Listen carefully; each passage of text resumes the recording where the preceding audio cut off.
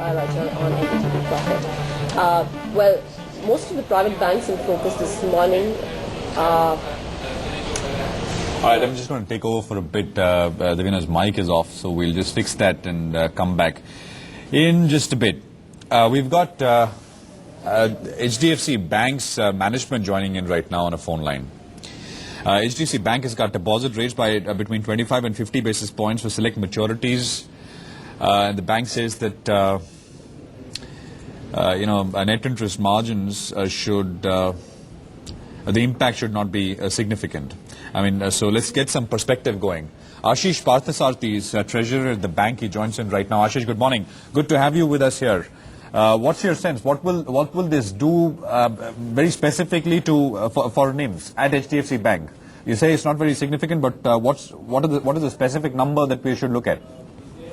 Good morning. I guess this more realignment of the rates with the market rates. Some of the short-end lending rates have come down in the market, and so obviously it impacts short-end lending on the working capital front. So this will just balance it out. Currently, in terms, obviously this is to bring a little bit of control on the net interest margins as well. Currently, with this, are you expecting that there could be further reductions from other banks as well, including yourself later on?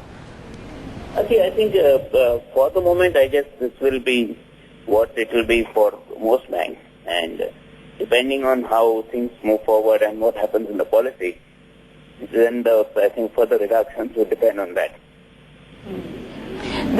Currently, are you feeling the stress in the NIMs as well? Because, right now the cost of deposits is also outpaced what the rise in yields are on advances in the past 1 year. So is this an effective way? No, I guess we are as such not feeling any stress in the NIMs in the sense we have a target range of NIMs which we have maintained for the last several years, and I think we will be able to maintain those NIMs. Yes, you have to adjust both lending and deposit rates with the market so as to protect your NIMs and attain the targeted objectives. Is there more scope for banks to cut lending rates now? The deposit rates have come down, especially banks of yourself. If you see in the past month or so, there has been softening in lending rates. This is specifically on the short end working capital loans. You can see CP rates have come down, obviously short and working capital rates have come down a bit. Some banks, including ours, have reduced base rates sometime in the past. So, lending rates, there has been some amount of softening. Some banks have announced slightly lower lending rates on auto loans, etc. So, already the softening in the lending rates has happened. And the deposit rates are an alignment with the lending rates, and also because we have seen much better liquidity conditions in the last 1 month. SBI has cut rates by about 50 basis points right now ahead of the RBI meet now on Monday. If at all you do see something else come out from there, there's a possibility of a further cut?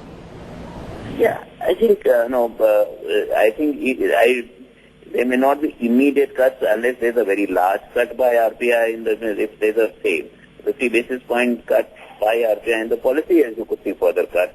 If it's just either no change or maybe a 25 basis point cut, I don't think we'll see immediate cuts by the banks who have already cut rates. But yes, down the road, if liquidity conditions remain as they have today, then you could see further cuts post the policy if there's a cut in the policy. In terms of overall credit growth right now, with a level of about 16-17%, is it achievable?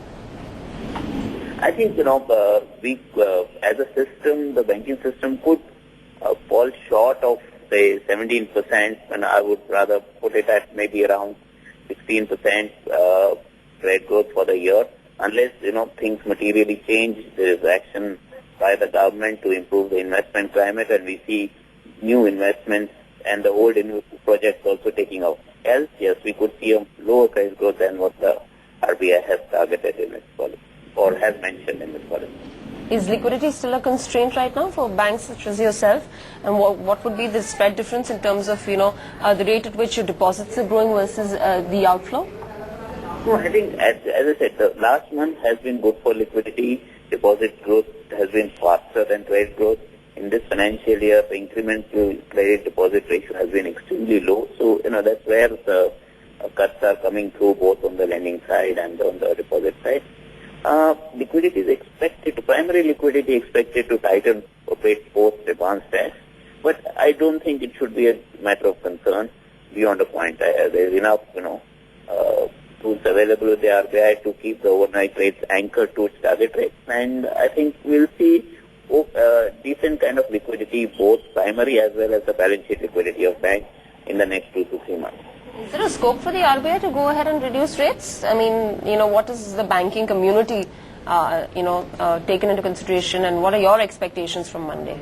Well, if you from a economist perspective and from a forecasting perspective, at this point in time, it's a 50-50 in terms of, because the growth has come down significantly, but at the same time inflation remains sticky, and if the rates were to be reduced, there is that's no solution to say that yes, growth will pick up and supply side will pick up. It may not. It may just for demand further and increase inflation further. It's 50-50 at this point in time. We definitely need to ease supply side constraints, and which is not only the interest rate, to get things moving. Else, an interest rate change may not do much to the growth of the economy. All right.